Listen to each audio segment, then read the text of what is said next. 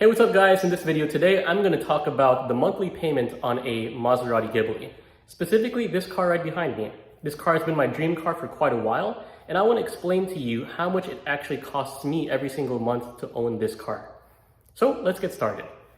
I bought this car back in 2020, right in the middle of the pandemic, for a good $19,000. And with this car, of course, being a used car, there's always things that creep up with it and things that pop up. So right before ownership, I decided to inspect it and see what could potentially go wrong with this car and what needs to be fixed, what has been fixed, all of that stuff. So first off, right before my ownership, all of the tires were changed, the fluids, the brakes and rotors, which are hot ticket items, as well as an oil change. So all the big ticket items were resolved, and the cost of those things would have been pretty massive.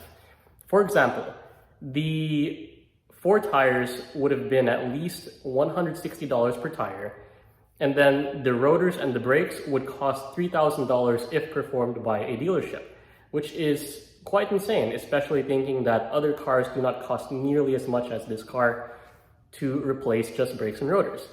Aside from that, you have the air filters. There are 2 in the front, and then there's 1 in the cabin. So that comes with its own cost as well. And then the oil and filter.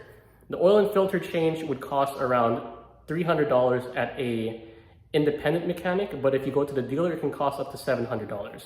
Which of course, with this kind of car, that's the kind of prices that they're charging for this kind of car. Like I know when I used to have a Mercedes, the oil change costs were significantly lower. And when I had a Hyundai Genesis, significantly lower as well. Now for the monthly payment on this particular car, I pay $349 a month. Rather than spending all of my cash on this car, like the $19,000 or so, I went ahead and invested that in the stock market instead. So I took out a loan in this car. The loan rate is over 3%, and the monthly payment is $349 over 60 months. So you can go figure how much I'm going to pay on interest on this car over the life of the loan. So with that out of the way, that's probably the major expense every single month on this car. Aside from that would be the insurance.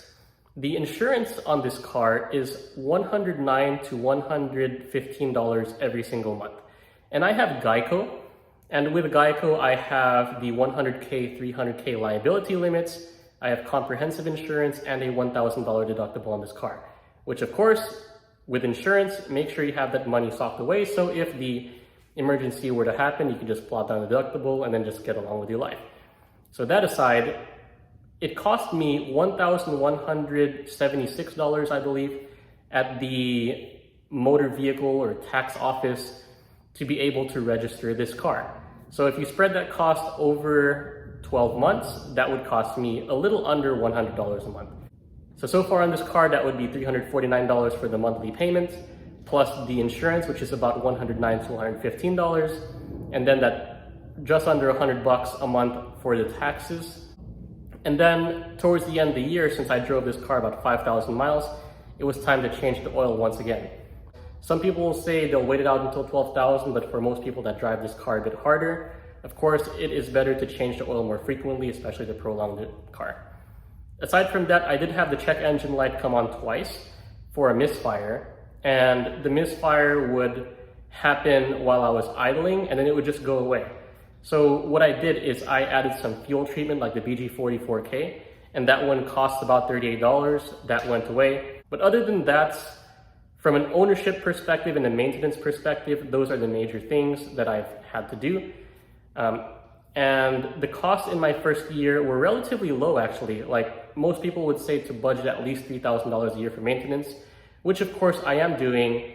Since the brakes and rotors were already done, belts were changed, fluids were changed, I'm pretty much good in that department. It's just going forward, I have to budget for that for when the brakes go out next in the next 20,000 miles or so, or when these tires go out in about 10,000 miles.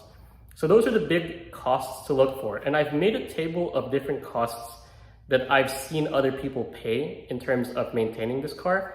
And I'm gonna try to put that table down below or somewhere here, just to help people out that are thinking about getting into this kind of car.